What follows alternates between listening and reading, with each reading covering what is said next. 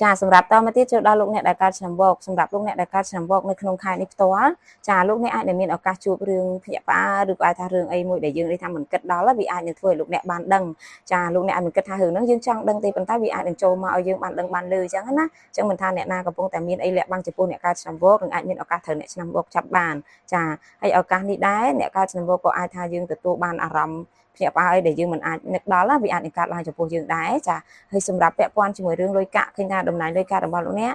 អាចមានប្រើប្រាស់នឹងចាយវាយបានលោកអ្នកអាចមានដំណឹងល្អឬមានលៀបពីតាមទូរស័ព្ទអញ្ចឹងណាចាហើយពាក់ព័ន្ធនឹងរឿងសុខភាពវិញនៅក្នុងឱកាសនេះសុខភាពរបស់លោកអ្នកឃើញថាមិនសូវជាល្អ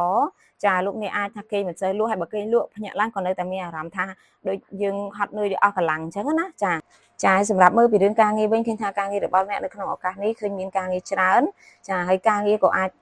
មានចូលមកជាបន្តបន្ទាប់ចានៅក្នុងឱកាសនេះដែរសម្រាប់បងប្អូនដែលកំពុងដាក់ពាក្យធ្វើការជាមួយនឹងរឿងការងារផ្សេងៗត្រូវប្រយ័ត្នកាន់ទូរស័ព្ទឲ្យបានជាប់ដៃណាចាអាចថាប្រយ័ត្នគេតាក់ទងមកវិញអត់បានចាហើយសម្រាប់ពាក់ព័ន្ធជាមួយនឹងការរកស៊ីនៅក្នុងឱកាសនេះការរកស៊ីរបស់អ្នកបងប្អូនដែលលក់ដូរតាមប្រព័ន្ធអនឡាញគឺថាអាចមានភាពកាក់កបនិងមានផលរលូនចាសម្រាប់រឿងស្នេហាឬក៏ជីវិតគូចានៅក្នុងឱកាសនេះដែរអ្នកកើតឆ្នាំវកត្រូវមានការប្រុងប្រយ័ត្នអាចមានឱកាសមានជាប់ពាក់ព័ន្ធនឹងរឿង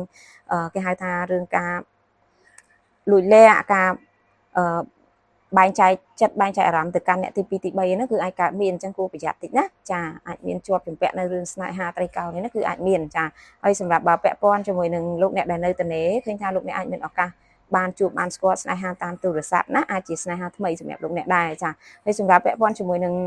រឿងដែលគួរប្រុងប្រយ័ត្នបំផុតឱកាសនេះគឺប្រយ័ត្នរឿងទូរស័ព្ទដៃចាគឺប្រយ័ត្នអាចមានឱកាសធ្លាក់បាក់បែកខូចអីអញ្ចឹងណាចា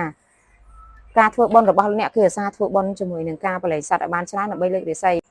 ចាសម្រាប់ពណ៌លើករាសីរបស់អ្នកគឺមានពណ៌សូកូឡានិងពណ៌ទឹកប៊ិចចាលេខសំណាងគឺមានលេខ40ណា